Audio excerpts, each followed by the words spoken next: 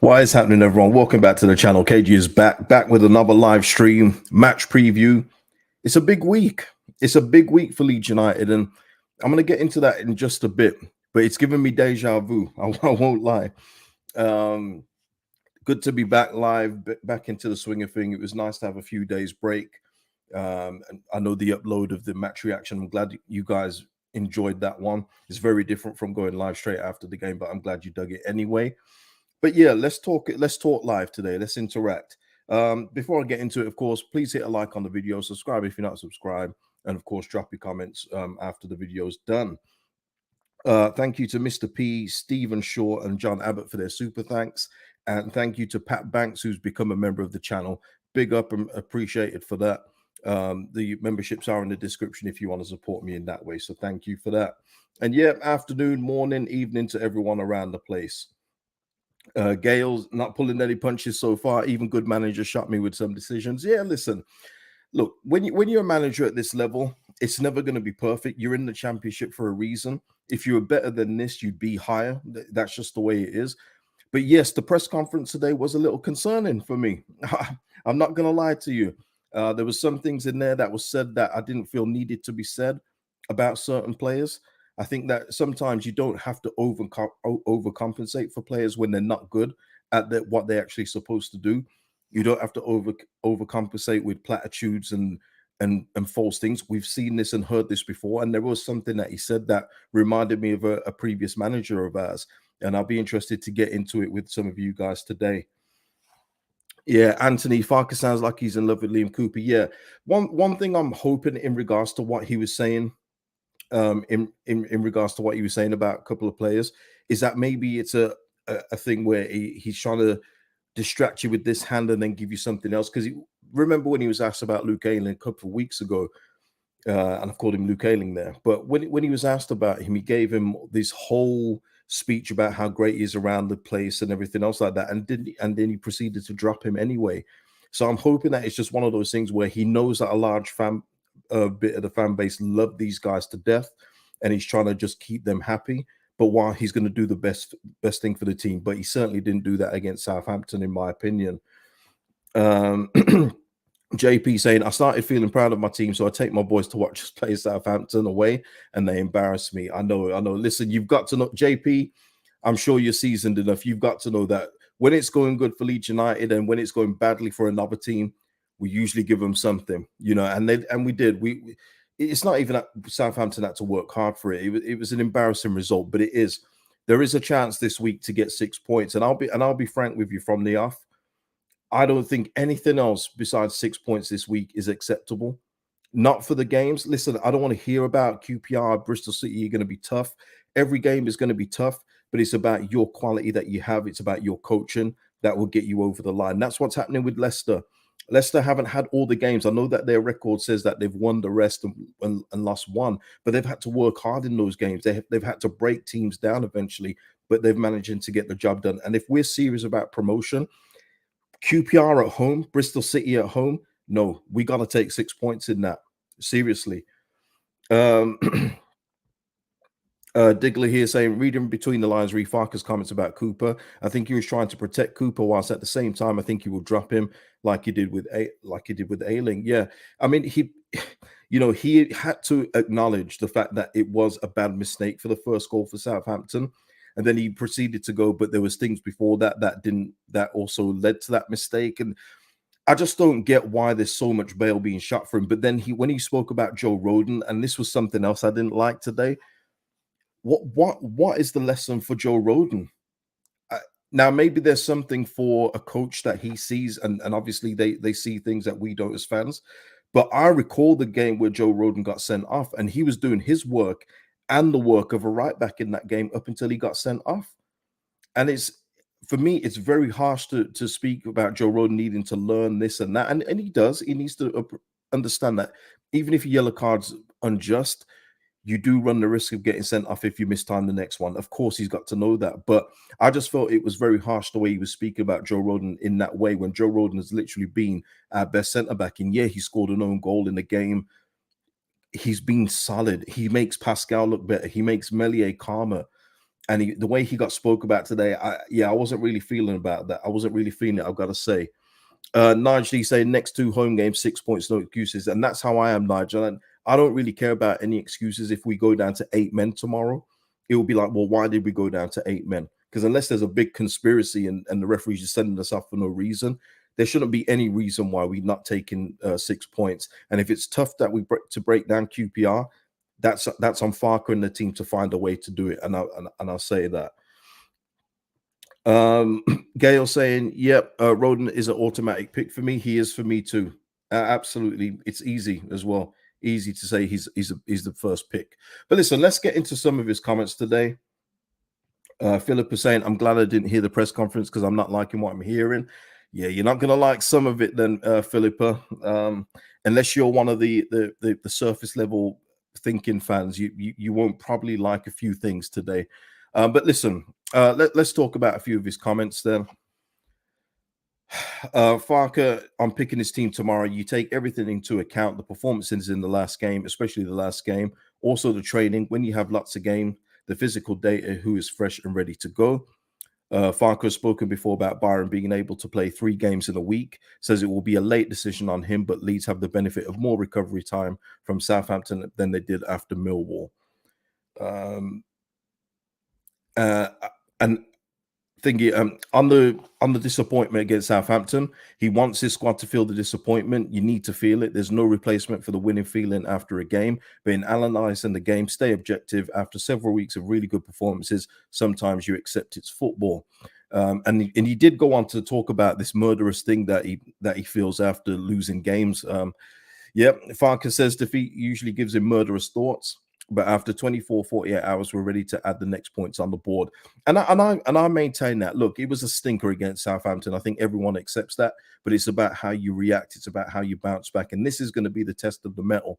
This is going to be the test of what Daniel Farke and this Leeds United squad is all about.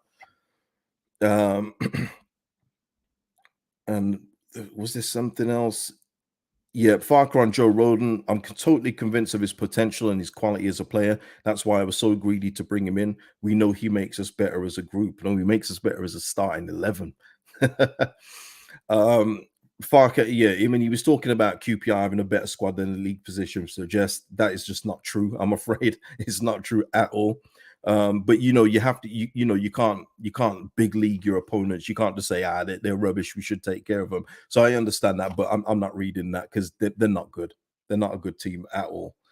Farke on Cooper, it was not his best day on Saturday, but I'm really happy with Liam. That doesn't mean he plays each and every second all round. And Phil just saying all round, he's happy with his centre-back options. But that's not all he said, though, man. That's not all he said, because then he went on to say this as well. Liam is an unbelievable part of our group. He's our club captain and has white blood in his veins. And he mentioned how solid he was in pre-season, how he didn't concede any goals in pre-season when he was on the pitch, and how he sacrificed himself when scoring against Cardiff. And he also then proceeded to call him a club legend. Now, I'm not going to go into the whole club legend debate thing. I always say club legends are personal to the fan. Who's a club legend to me is not going to be a club legend to you. That's fine. But that's what I'm talking about. You don't have to over egg it. You don't have to overdo it. And let me just say this quote here. If it was said by a previous manager, how would people feel about it? Let me give you an example. Liam, yeah, he's an unbelievable part of our group. He's our club captain. He has white blood in his veins. And when he's on the pitch in preseason, we didn't concede a goal. And he's a Leeds United legend, man, and he's going to be a part of my plans. Now, that may be a bad impression, but let me tell you, if that came from Jesse Marsh's mouth, I think a lot of people would be criticizing that this sentence. And I just hope that Daniel Farke isn't getting sucked in and starting to placate to the gallery. I hope he's not trying to get all the fans on side, the passion merchants on side. He needs to stick to what he's doing. Now, okay, it wasn't great. It wasn't great, but it was not Gracia. Look at this, Dave Hockaday. Mr. Tom, KG Marshall's not on my bingo card today, but that's what it reminded me of. And when he said the Leeds United legend line, I audibly said when I saw him say it, I went, oh, That is literally what I did. I went, "Ooh." It's like a SoCal Valley guy, like, "Oh," because it's just unnecessary. Really and truly, it is. Back in the net, I thought you had Jesse Marsh in the building. Thank you, back in the net. I appreciate that. But that's what I'm saying. I just don't want him to go down this road because we've heard all this kind of stuff before. And look, people have been saying it in comments and things to me, messages to me on Instagram. Like Philippa earlier saying, I shall lose all faith in Farke if he doesn't drop Cooper. Gail adding as well, bit worried and surprised about Farke's word in the press conference. Thought Roden and Ampadu were automatic selections if available. And that's just what happens when you live and die by these players. You do, and they've let so many people down, but for whatever reason, they've got such a hold on managers. I've said it for years now. I wonder what it is that they say that just gets people on side, because I see in other clubs where people move on from their captains, club captains, and everything else like that, and it just seems that we are incapable of doing that here, and I just don't understand why. I take an example like Jamal Lascelles at Newcastle. It'd be like Eddie Howe buying Sven Botman, right? And then for whatever reason, Sven Botman midst the games, Jamal Lascelles comes in, and then Sven Botman's ready again, and he says, "Actually, now I'm going to stick with Jamal Lascelles as he's the club captain." It's insane to me. It really is. Um, Look, yeah, I mean, Karen, I mean, I've said this kind of things before. I do think that the captain's armbands here weigh far too much in on this club. When I'm seeing other clubs around the world move their captains on or not play their captains, but then have a new team captain, it's impossible here for some reason. But like you said, and he also added today in that instance, Liam Cooper didn't become captain here by winning the lottery. He's the captain for a reason. So yeah, there was just a lot of stuff today that yeah, that's not stuff that I want to hear. I'm sure it will, make a lot of other people happy, but for me, it's like we just can't get out of this cycle, and I just don't know when it's going to end. When's it going to end, Robbie? Nige, I have no idea, man, no idea. But um, Jason here saying, I hope we don't start hearing the whole Farke out rubbish. No one's saying Farke out, but this is going to be a test, because the reason why I said this is a big week as well, people, is that I recall doing this in the Premier League, and long-term subscribers of mine will know when we have 2 games in a week, and it's like, oh, if we could get some points in this one, we can move up the table. And I found myself looking at the next 2 just like that as well. I'm seeing QPR at home, and I'm seeing Bristol City at home, and I'm thinking this is a perfect opportunity to get 6 points in these games, and there's no reason not to. As I said at the start, there's going to always be tough games in this league. That's what the championship is. It's a grind, it's a hustle. But when you've got additional quality, you should make it count, and you must make it count. And I think that's what we have to do this week. If we don't get 6 points this week, why not? Why haven't we got six points this week? These aren't the hardest games in the league. I'm sorry. Queen's Park Rangers and Bristol City, these are not difficult fixtures. There'll be tough fixtures, but we should have more than enough quality to get around these fixtures. And was there anything else worth saying? Okay, yeah, let me just go back onto this. Everything's back on track for Nanto and Spence. I'm going to get to Firpo in just a minute.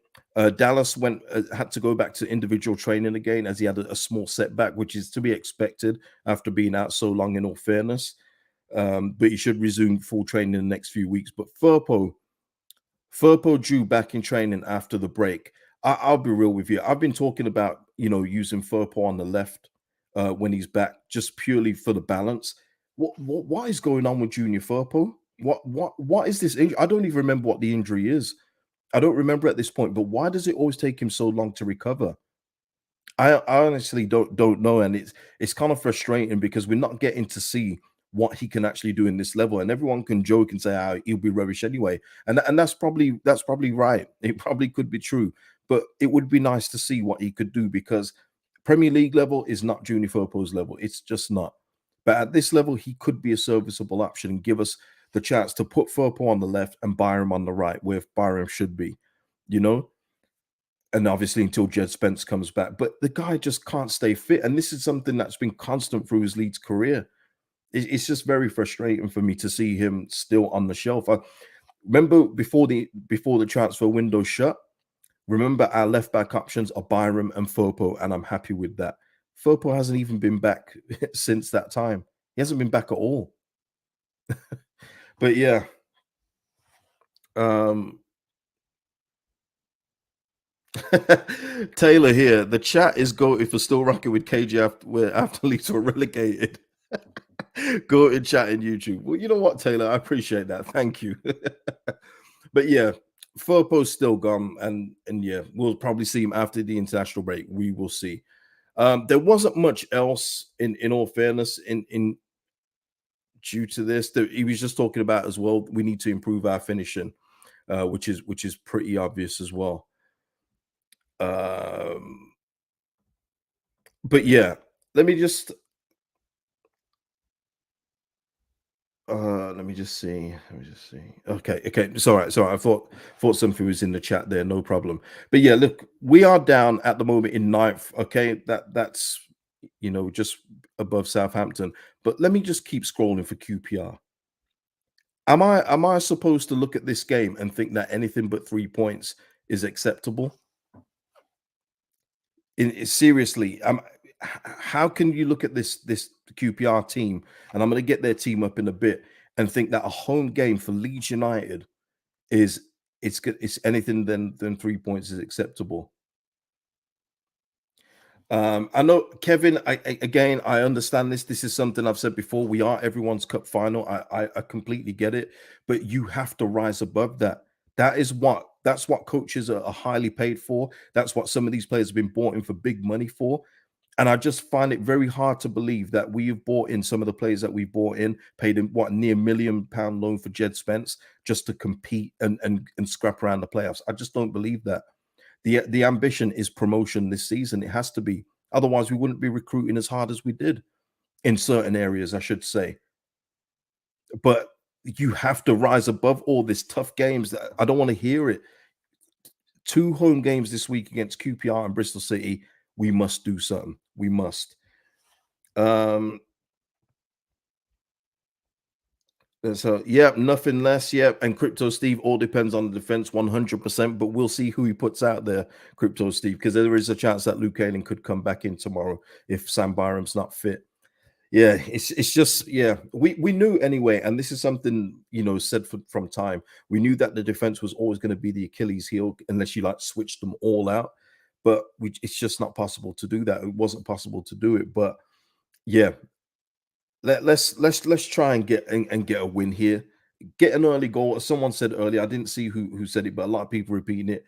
Early goal would be nice, much like Southampton did to us, and then we can just kill QPR, in my opinion. And that's it's as simple as that. Again, not just so the message isn't confused. Not saying it's going to be easy, but we should be trying to get 3 points in these games. You know. Diggler saying, yeah, we expect to win if we are serious about promotion, but for me, it doesn't mean Farke out if we don't win. I don't know where the Farke out chat's going. I don't think anyone's seeing saying Farke out at this stage. I don't think anyone's close to that. Let me know if in the comments if you are close to that though. But you do have to ask questions. If the team selection is as wrong as it is against Southampton, and we don't get 6 points this week, then of course you have to review it. Especially, look, not saying Farke out again. Look, you always have to say everything with full context, otherwise people take you wrong. But when you look at the top half of the table, the top six, more so the top two, again, I don't expect Ipswich to maintain this, but I could be wrong. But when you just look at the other people and the consistency they got, the wins in a row, we haven't achieved that yet. Yes, we were 6 unbeaten, but we didn't get like a solid block of wins in a row. And that's what we need to do. Um, yeah, Ampadu's captain. Good, good shout. But yeah, we'll see what happens. We'll see. Um, it's that side before self stuff, though, and it that people love to preach, but not everyone has to abide by it. You know what I mean? You've seen Ben Foster this season play for Wrexham and realize he's not up to it. He retires. Now, I'm not saying that these players have to retire, but you would hope by January they say, you know what, we're not up to it. But that's self accountability, and we don't really have a lot of that at this football club. Um, what else is there? Okay, let's have a quick look at QPR's team before we get into score predictions. Begovic, I mean, Begovic is what is he now, like 50, 52 years old? Um, Jimmy Dunn, Steve Cook, journeyman, Morgan Fox. I mean, come on, guys. Jack Colback, who, Daniel Farke today said he's a good player at this level. He's always sure to make sure that he says at this level, which I do like. Um, Elias Chair, of course, he can be a danger, but no, not when we've got the midfield that we have. We should nullify that, especially at home.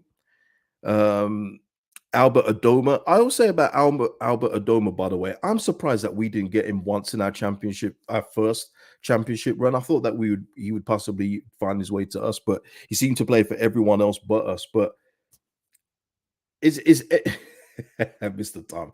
I'm sure I saw Begovic in footage of a 70s Cup final. Tremendous. Um, okay, let's move down to their forwards. Lyndon Dykes. Come on, man. Paul Smith, hey, and Gareth Ainsworth as a manager. Look, I had time for Gareth Ainsworth when he was at Wickham. I like what he did there. Builds that togetherness, but it hasn't been the same at QPR. They've been terrible under Gareth Ainsworth. I'm just saying here, people, there shouldn't be anything here that we can't eventually break down and get 3 points against. Sorry, but that's just me. We will see. Philippa here. I mean, Philippa's not having any of it. Surely when a new manager like Farke comes in, it would be completely acceptable to change the captain. I can't believe they're so soft. Yeah, I hear you. I hear you, man. I hear you 100%. Back of the net saying QPR players that know how to frustrate, up to us to break them down. 100% back of the net, and that's what you hope Daniel Farke has been working on. Now, listen, people, let's get into score predictions and let's get out of here because the game is tomorrow. It's going to be a busy week this week. I'm going to go. I feel like some of these players will be licking their wounds, and some will have it was a bad game for a lot of players on against Southampton. It wasn't just Liam Cooper, by the way. Let me just make that clear. Even Sam Byron was breakdancing. I don't know what happened to Sam on that goal, but I feel like these players will come out under the Elland Road lights, and I'm going to go for a nice, calm 2-0 victory. 2-0 victory, people.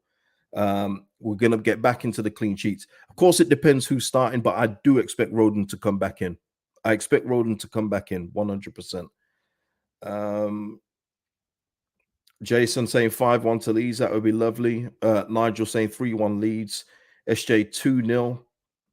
Anto saying 4-0. Ampadu to get a goal. Jamie saying 2-1 Leeds. SJ saying 2-0 with the caveat if Roden plays. I hear that.